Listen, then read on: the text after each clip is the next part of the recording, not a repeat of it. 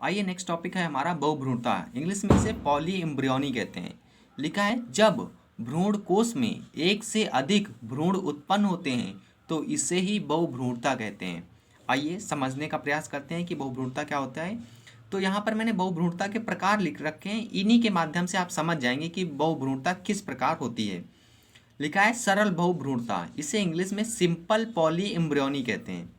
इस दशा में बीजांड में एक से अधिक भ्रूण कोश होते हैं तथा परिणाम स्वरूप एक से अधिक भ्रूण का निर्माण होता है।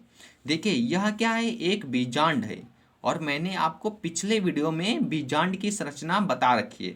अगर आपने बीजांड की संरचना नहीं समझी है तो पहले उसको समझिए, नहीं तो आपको बहुभ्रूणता समझ में नहीं आएगी।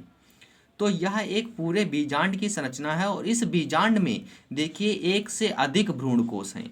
एक यह भ्रूण कोश है, एक यह भ्रूण कोश है। यह पूरा है बीजांड और यहाँ पर दो भ्रूण कोश हैं। फलस्वरूप इस भ्रूण कोश से एक भ्रूण का निर्माण होगा तथा इस भ्रूण कोश से भी एक भ्रूण का निर्माण होगा, यानी कि एक ही बीजांड में एक से अधिक भ्रूण का निर्माण होगा।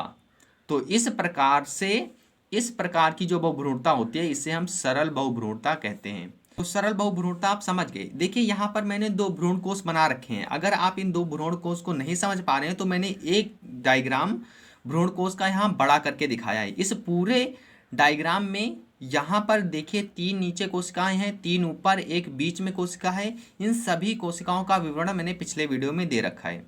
अगर आपने नहीं देखा है तो पहले उसको समझिए जाकर।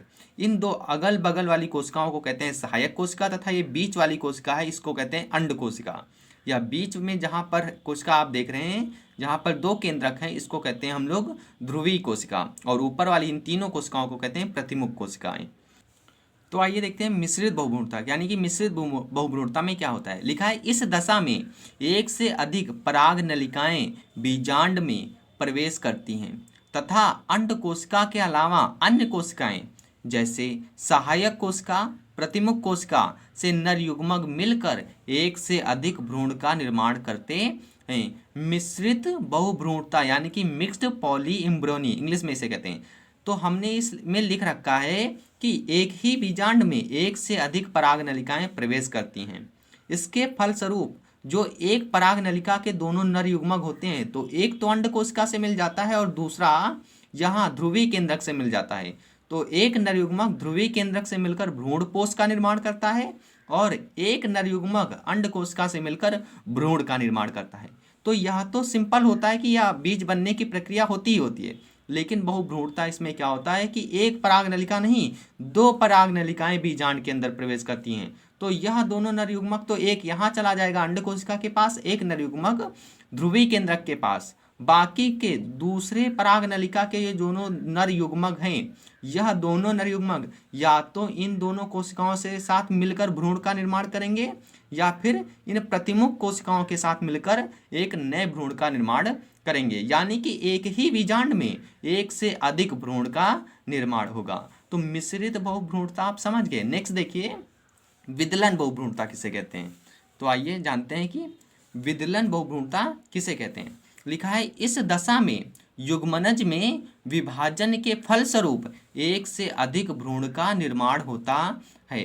तो युग्मनज तो आपको पता होगा कि जब अंड कोशिका और नर युग्मक आपस में मिलते हैं तो युग्मनज का निर्माण करते हैं।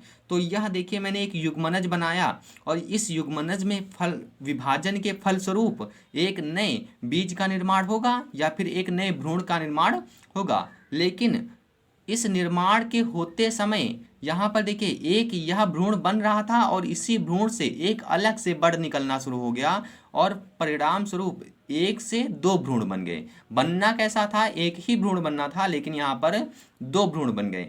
विदलन बहुभ्रूणता को इंग्लिश में हम क्लीवेज पॉली एम्ब्रियोनी कहते हैं, यानी क्लीवेज का मतलब होता है खंडों में टूटना या फिर किसी चीज में टूट जाना। तो यहाँ पर देखिए यह युग्मनज से एक से दो भ्रूण बन गए, बनना था एक बन गए दो।